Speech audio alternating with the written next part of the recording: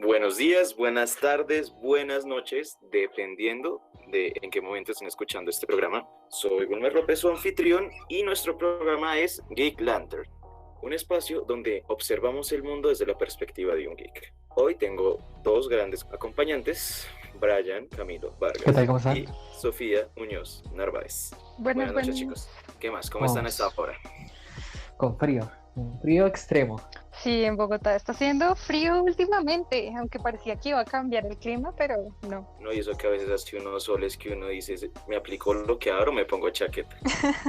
Uno tiene Totalmente. que cargar siempre la chaqueta y la sombrilla. No, por ahí escuché, no, por ese calor está tan jodido que toca ir a hacerle amagues al ESMAD para que nos lance agua.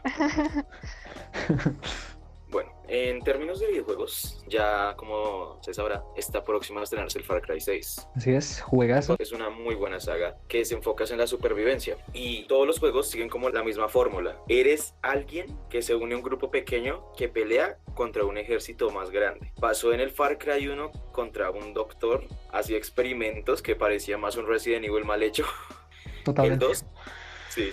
Era el 2 fue contra un cártel de drogas y transcurrió en África. Far Cry 3, que es de los mejores, contra una banda de piratas en una isla tropical. Far Cry 4, montañas del Himalaya, contra una dictadura muy parecida a la de Corea del Norte. ¿De qué trata el 5? Creo que tú estás más familiarizado con eso, Camilo. Sí, así es, el 5 ya como que se remonta a un jefe no tanto político, sino más espiritual. Tiene Joseph Seed siendo un líder de una secta, básicamente, el cual engaña a todo el mundo para que se unan de una forma violenta a uno, para evitar así que sus creyentes caigan en el apocalipsis y más que todo sobrevivan después de ello. Esto es lo que predice este tal Joseph. Y por último, el que nos remonta a esto es el Far Cry 6. La saga por Ubisoft ya ha tenido lo que es mucho recorrido y un buen recibimiento y un gran grupo de fans, entre ellos yo incluido. Y esta vez nos van a dar un gran juego.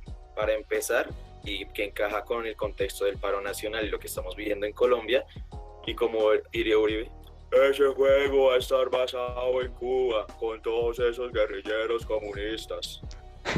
Totalmente. La isla se llama Kiara, y es una réplica exacta, bueno, casi exacta, a lo que es Cuba. Esta isla está dirigida por el presidente Castillo, que curiosamente tiene el mismo apellido que el actual electo presidente de Perú, que también lo joden por supuestamente ser socialista. ¿Coincidencia? No lo creo. Yo creo que eso se basa más en ese miedo del enemigo invisible, porque a lo largo de la historia se han hecho bastantes enemigos. O sea, lo que fue el terrorismo para George Bush, lo que fue el comunismo en la Guerra Fría, si no estoy mal, y acá en Colombia el castrochavismo, solo que mediáticamente esos fantasmas y esos enemigos invisibles quedan más en la historia porque pues es Estados Unidos. Todo lo que sea rojo huele a comunismo. Así es, básicamente. Y no, es interesante más que todo porque muestra como una especie de revolución más latina dentro de la saga de Far Cry, porque pues lo que habíamos visto eran más dictaduras asiáticas, de pronto no tanto dictaduras, sino líderes más, ¿cómo decirlo?, independientes, como es el caso de Bass en Far Cry 3. Con los piratas, sí. Exactamente, entonces es bastante interesante cómo llevan la dictadura a un lado más, por así decirlo, latino. ¿Y sabe qué es lo que lo hace más latino? El hecho de que está Castillo como el presidente que tiene a su hijo Diego, que él quiere que sea presidente. El objetivo de nuestro antagonista en turno quiere volver a la isla a sus días de gloria, sea el precio que sea. Totalmente. Y en el tráiler podemos ver cómo en serio es Cuba, porque se ven los autos de los 50, se ve todo muy atascado en el tiempo y a lo que es el ejército del país, podríamos llamarlo, tienen escudos como el SMAT y nuestro antagonista en turno quiere volver a la isla a sus antiguos días de gloria, sea como sea. Y ahí se ve también mucho lo que es la manipulación del dinero y los privilegios que tiene por ser el presidente, dejando a su gente en la miseria, porque el ejército al que nos enfrentamos es todo un país corrupto, claro, tiene armas modernas, su fuerza antidisturbios que está casi tan equipada como el SMAT, y nuestros aliados son las guerrillas. Y es que es curioso lo que dices, porque por ejemplo, el tráiler de por sí nos muestra ese desnivel de poder que hay, porque mientras que la gente protestaba con palos y piedras, encapuchados, sin camisas, sin armaduras ni nada, mientras que por el otro lado hay gente con escudos grandotes, armaduras y armas súper potentes, la gente del pueblo tenía que llevar a la revolución con armas súper fabricadas, pero súper caseras. Como en el trailer vemos también cómo sacan un, una casetera, no, un disquete, y literalmente lo que disparas son discos, mientras suena Sí, Macarena, ¿sabes? Es genial. exacto. O sea, y es curioso, no sé, de pronto sea porque nosotros somos latinos y queremos ubicar cualquier referencia del propio juego, pero el hecho de que esté la Macarena y el protagonista, en este caso, él o la protagonista, se llama Dani, sea hombre, sea mujer. Y es muy curioso lo que dices de que sea tanto latino, retomando lo que decías, tenemos la Macarena, tenemos la evidencia de que la isla de Kiara, siendo basada en Cuba, tiene pocos recursos incluso al ingreso de armas. Entonces tenemos un lanzacidís que toca la Macarena, tenemos una torreta que funciona con un motor de motocicleta y contamos con algo que se llaman los colmillos a sueldo, que son pequeños animales que nos van a ayudar. Que el más famoso es nuestro querido chorizo. Así es, y no basta para representar la cultura latina que en el último trailer, en la de 3, en la última de 3, nos muestran un gallo como acompañante. Es magnificante. O sea, ya de por sí juego es una obra dirigida solamente a los latinos, y más aún si ponen un gallo. Claro, hay gallos en todo el mundo, pero si hablamos de agricultura, tiene que haber un gallo en Latinoamérica, ¿sabes? Sí, es bastante típico, incluso podríamos tener de aliado un cocodrilo que se llama Guapo. Y las animaciones de cuando va y coge a los enemigos son muy... O sea, los movimientos son tan bruscos que uno se sorprende. Pero bueno, el caso, nuestro villano y el contexto en general de lo que es el conflicto por Quiera es muy interesante compararlo con Colombia, porque el discurso fascista se nota desde el principio. Él cree que tiene una responsabilidad divina y que eso le da derecho a tomar malas decisiones. Creo que ese es el cuento que Uribe se metió solito. Claro, y más aún viéndolo desde el lado más de las fuerzas públicas, se ve el contraste que tenemos hoy en día de, veas también, no sé, en Colombia, en Estados Unidos, del abuso policial. Por ejemplo, ahí veíamos también que arremetían sin ningún tipo de moral contra los civiles, mientras que a las fuerzas públicas se les tenían, su podía tocar, no se podían acercar mucho, no podían lanzar uno que otro palo, pero no pueden excederse porque ya es un crimen. Entonces me encanta como este rollo de muestran a las fuerzas públicas no solo como vigilantes, sino como posibles atacadores. Agresores, podríamos decir. Y aquí también entra mucho lo que es la ideología, porque si hemos visto lo que es a lo largo de todos los juegos de Far Cry, es que la ideología, sea religiosa como en el caso del 5, patriótica en el caso del 4, o simplemente por avaricia como en el caso del 3, siempre están muy marcadas. Y eso se conecta con un discurso que daban en el Call of Duty Advanced Warfare, y cito entre comillas, nos aferramos a cada cosa que nos dé un propósito. En mi caso, fueron los Marines. Cierro comillas. Y eso es algo muy cierto, porque si algunos de nosotros tuvimos la oportunidad de escuchar los diálogos entre juego y juego, ellos estaban allí porque de verdad creían en la causa y tenían un concepto de la realidad totalmente distinto por el adoctrinamiento que mantienen en ese mismo grupo. Y si en algunas de las ollas comunitarias, alguno de ustedes dos o de los que nos esté escuchando, ha tenido la oportunidad de hablar con un agente de la policía, se dará cuenta que ellos también reconocen los errores que tiene su propio departamento, más aún así tienen un concepto de la coyuntura muy distinto. No sé si ustedes han podido hablar con algún policía. Pues, bueno, en este caso no es tanto como que yo haya hablado con muchos policías, pero dentro de lo que he podido ver, siempre son como las dos caras de la moneda, ¿no? El que es como la teoría del que el héroe también es villano. Me explico. Sí, la teoría de que el héroe se vuelve villano y el villano héroe dependiendo de quién cuenta la historia. Exactamente, o sea, el villano es el héroe de su gente y el héroe es el villano de la gente del enemigo. Entonces, cada quien defiende lo que piensa creyendo en eso, o sea, porque si no, no lo defendería. Cada quien cree lo que defiende, cada quien piensa que lo que está defendiendo es lo correcto. Y en ese caso, pues entramos ya en otros temas, ¿no? Porque decir lo que está bien y lo que está mal es un poco subjetivo. Pues no te vayas tanto por las ramas. Tampoco es que digamos que los 6.402 pesos muertos por falsos positivos son algo de variabilidad moral. No, me refiero, o sea, teniendo la perspectiva que teníamos de que el héroe también es villano, digamos, en un juego. No estoy hablando tanto como de la realidad en el país, porque bueno, el hecho de que haya personas muriendo y los falsos positivos, eso es algo que nunca se puede justificar. Hay algo que es una premisa, en mi punto de vista. La violencia nunca está justificada en ningún bando, seas de donde seas. Así como no está justificado los falsos positivos, tampoco estuvo justificada la violación contra esta policía en el CAI. Eso tampoco está justificado. A eso es a lo que yo me refiero. Y también el desgarrador accidente que ocurrió en el Portal Resistencia. Es que también es un asunto muy denso, ¿saben? Porque en ese punto la gente no está siendo empática. Considero que cuando se tomó la decisión de bloquear de esa manera. Es que es curioso que, por ejemplo, retomando la idea que tenía Sofía, porque me encanta, porque si no, o sea, cuando hay un bando que está haciendo las cosas mal, no necesariamente el otro bando, el contraataca, tiene que hacer las cosas mejor. O sea, tiene que hacerlo, claro, pero no necesariamente los va a hacer. O volver a Far Cry un momento. En el Far Cry 4, por ejemplo, Pagan Min es un dictador y es horrible porque es totalmente totalitarista. Sin embargo, las opciones que dan de revolución son horribles, son un país lleno de drogadicción, porque, por ejemplo, la Senda Dorada, que es la contraparte de Pagan Min, está lleno de fanáticos de hacer cosas pederadas.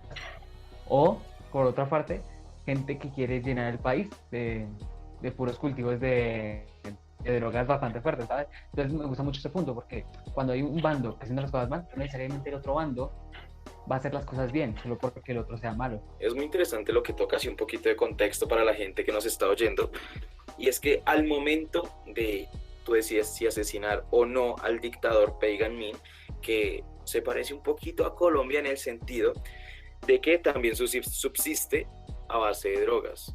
La droga más popular por estos lados latinoamericanos son o la coca o la marihuana. Pero por esas zonas del Himalaya y Asia, las drogas más populares, por así decirlo, son el opio y la heroína.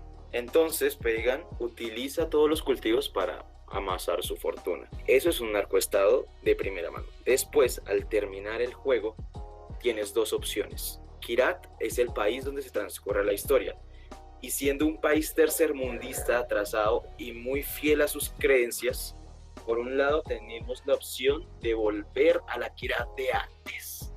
Hombres casándose con niñas, como decías tú, lo de la pederastia, y volver a tradiciones arcaicas como los sacrificios, el consumir sustancias para crear una falsa espiritualidad. Y por el otro lado, continuar con el narcoestado siempre y cuando ese dinero sea para construir escuelas y para avanzar el país, por así decirlo. Pero que a la final termina siendo lo mismo. Decía una frase que siempre voy a recordar por esos videos de villanos que tenían razón. De la cuarta película de Transformers en específico, el villano decía: lo malo de luchar por una causa es que la causa siempre te traiciona. Entonces, aunque sea un villano, esta frase tiene mucha relevancia por cosas que hemos visto con la primera línea. Hablo más por el Portal Resistencia, que es la zona cercana donde vivo. En este caso, me gustaría enfatizar en la frase que la causa siempre traiciona, ¿no?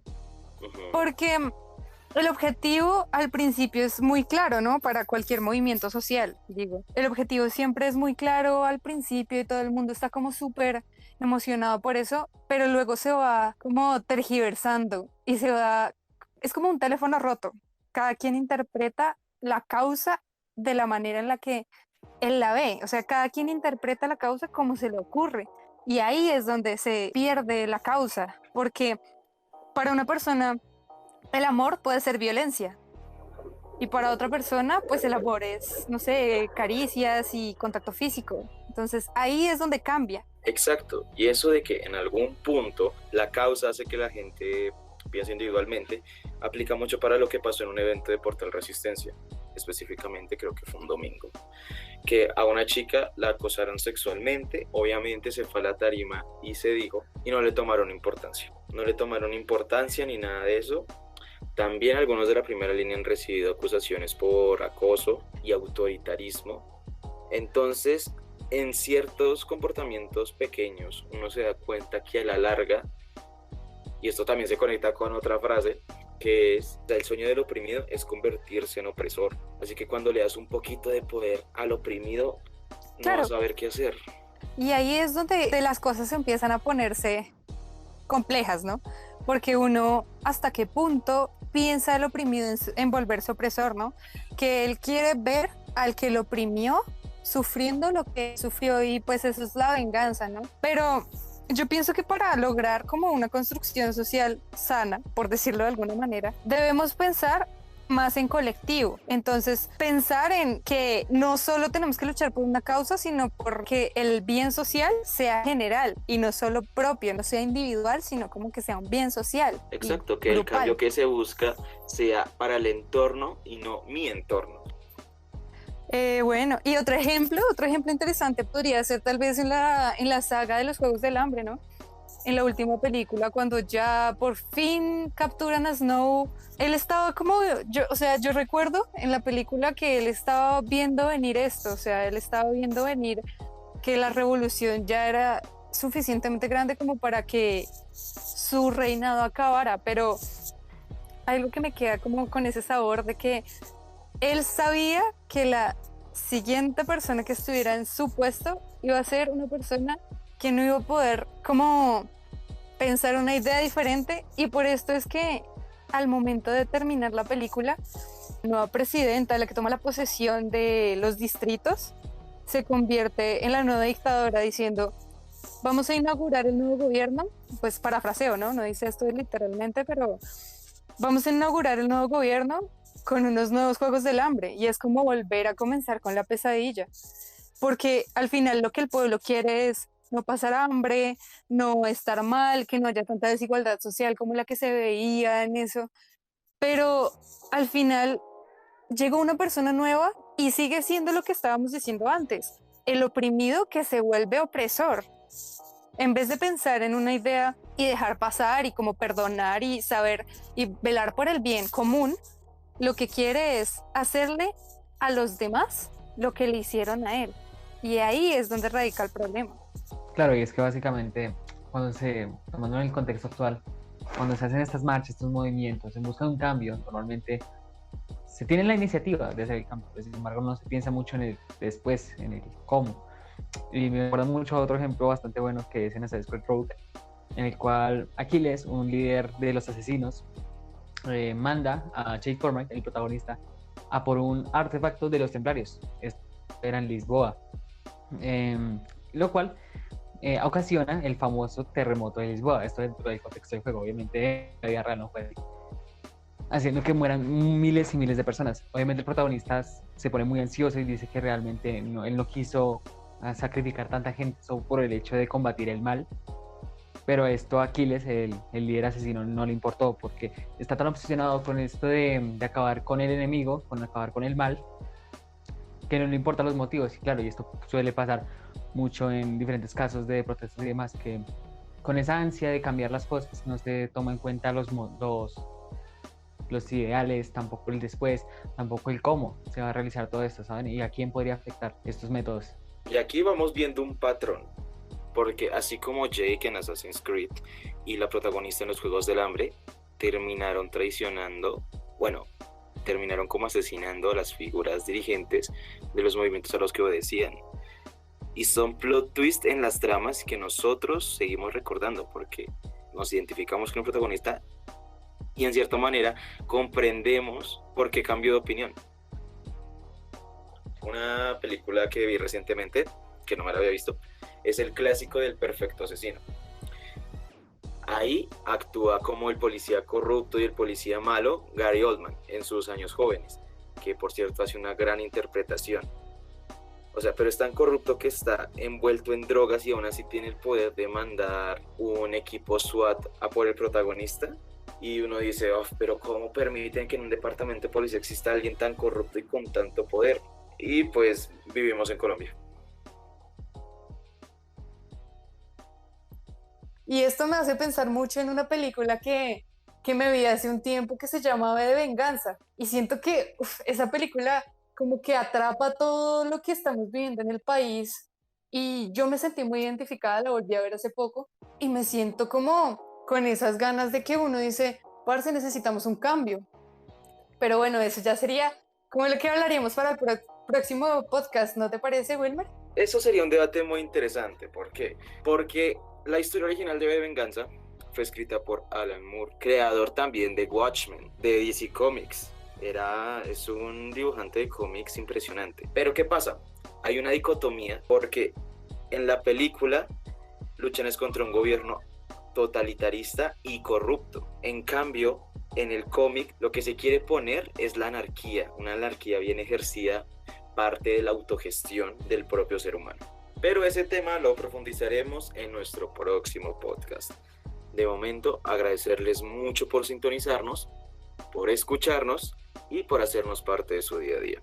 De momento, esto sería todo en nuestro programa Geek Lanterns. Les deseo un muy buen resto de semana y nos vemos en la próxima semana. O quién sabe, antes, después, todo es muy incierto. Este programa de mamertos ya me tiene cansado.